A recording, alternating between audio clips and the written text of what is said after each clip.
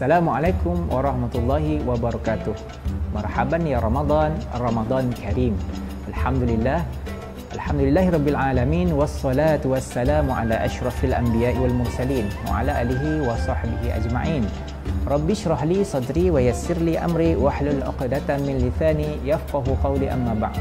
Alhamdulillah, para hadirin yang dirahmati Allah sekalian, kita merafakkan kesyukuran kita kepada Allah Subhanahu wa taala kerana masih lagi dikurniakan umur dan berada di dalam bulan Ramadan, walaupun sakit-baki masih lagi bersama dengan kita. Mudah-mudahan kita mendapat manfaat dan kelebihan yang ada di dalamnya. Firman Allah Subhanahu wa taala, A'udzubillahi minasyaitonirrajim, wasta'inu bis-sabri was-salah. Pohon ampunlah kepada Allah, pohon pertolonganlah kepada Allah Subhanahu wa taala dengan kesabaran dan solat. Di sini solat memberi maksud, memberi pengertian kepada kita, ataupun solat, sabar itu terbahagi kepada tiga. Sabar yang pertama, sabar dalam menerima ujian, menerima musibah ataupun bala bencana daripada Allah Subhanahu Wa Taala, di mana kita sabar, kita redha dan kita ikhlas kepada Allah Subhanahu Wa Taala, dan kita memutlakkan pengharapan, penggantungan kita kepada Allah Subhanahu Wa Taala. Maka di situ ganjarannya. Kedua, sabar kita dalam meninggalkan kemaksiatan kepada Allah Subhanahu Wa Taala. Hadirin yang dirahmati Allah sekalian, maksiat itu apa? Maksiat itu adalah sesuatu perbuatan yang dimurkai oleh Allah Subhanahu Wa Taala. Setiap larangan, apa saja yang dilarang oleh Allah Subhanahu Wa Taala, itu adalah maksiat. Jadi meninggalkan maksiat ini bukan suatu yang senang, tuan-tuan. Suatu bebanan dalam diri kita.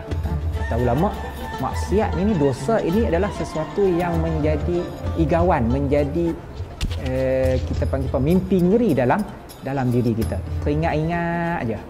Itu maksudnya dosa.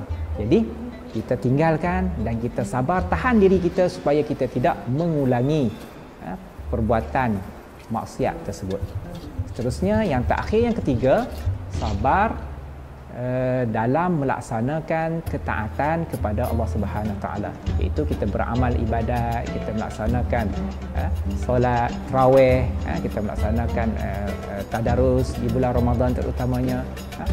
Dengan kesabaran tersebut, kita mestilah sentiasa mempertingkatkan amal ibadat kita, terutamanya kita masih lagi berada di dalam bulan Ramadan, di mana Allah Subhanahu Wa Taala membuka pintu-pintu syurga ataupun pintu-pintu rahmat seluas-luasnya.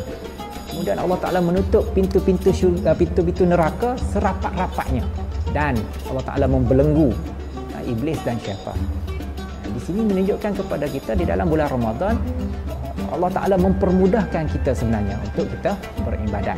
Dengan sebab tu kita tengok ramai saja pada malam pertama penuh soft sembahyang tarawih. Sebab apa? Ringan, mudah kita nak buat ibadat, maka baca Quran, tadarus Quran, bersedekah dan sebagainya.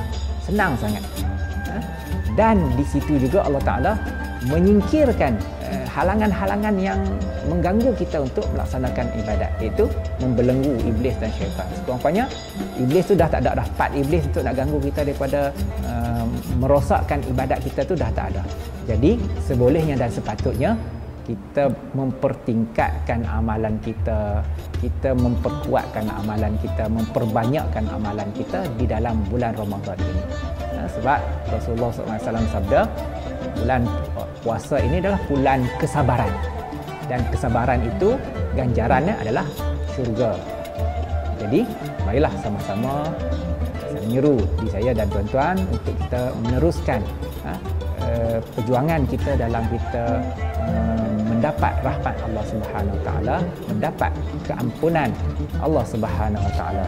Kita jadikan malam yang terakhir ini ataupun hari-hari terakhir dalam Ramadan ini memperbanyakkan istighfar, memohon keampunan Allah Subhanahu Wa Taala. Kita keluar dalam bulan Ramadan dalam keadaan kita suci daripada segala dosa yang kita alami selama ini.